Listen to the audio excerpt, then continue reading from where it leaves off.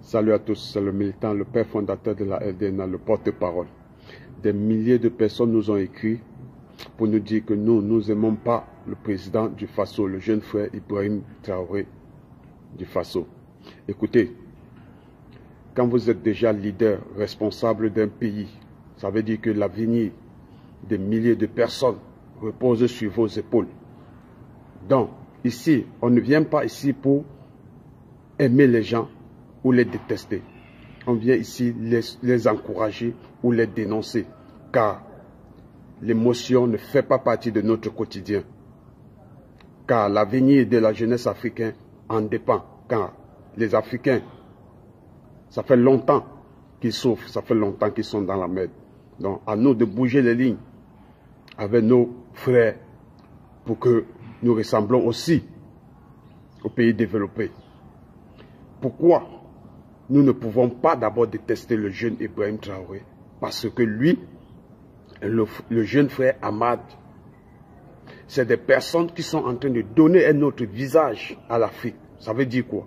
Ça veut dire que si vous parcourez tout le continent africain, la majorité des responsables qui nous dirigent ont plus de 70 ans. Ont plus de 70 ans. Et quand ils forment un gouvernement, leur gouvernement aussi est comme eux. Ils ont plus de 70 ans, 80 ans, d'autres ont même 90 ans. Or, quand vous arrivez dans certains pays africains, on vous dit que plus de 60% de la jeunesse ne dépasse pas 20 ans.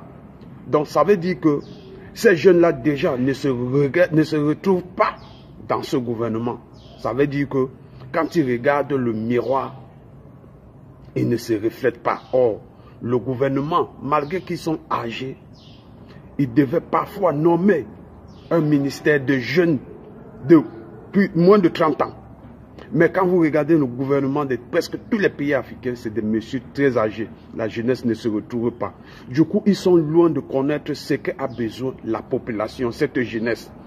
Ils sont coupés du monde parce qu'ils ne sont pas en contact avec la jeunesse. Or, quand vous nommez un gouvernement, vous essayez de voir que votre population a plus de 30% de moins de 30 ans.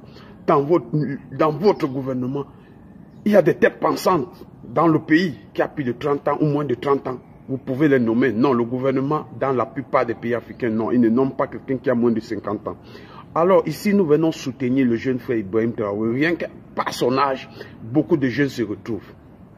Car, avec son jeune âge, il pense comme la majorité des jeunes africains. Lui et le Ahmad Déby. Ahmad Déby, Déby fils, c'est des jeunes leaders.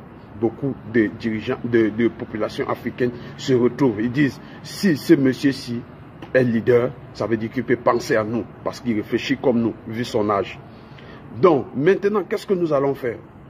Nous allons tout faire pour que, malgré son âge, il ne faut pas qu'il se laisse emporter par ces vieillards qui sont restés pendant longtemps au pouvoir et mater les jeunesses, les populations africaines. Donc nous sommes loin de détester le jeune Ibrahim Traoré. Nous lui disons félicitations, bravo. Mais maintenant, est-ce que tu te mets au travail à la population, pour la population burkinabé et africaine? Point d'interrogation. Si tel est le cas, on te soutient, on t'accompagne. Si tel n'est pas le cas, on est obligé de te dénoncer. Parce que déjà, tu es en train de traquer les opposants, ceux qui te disent qu'ils ne sont pas d'accord de ta gestion. Ça, c'est une mauvaise chose. Les gens sont libres de leur opinion. Tu es jeune comme eux, tu dois les comprendre leur avis. C'était le militant. Salut, ciao, ciao.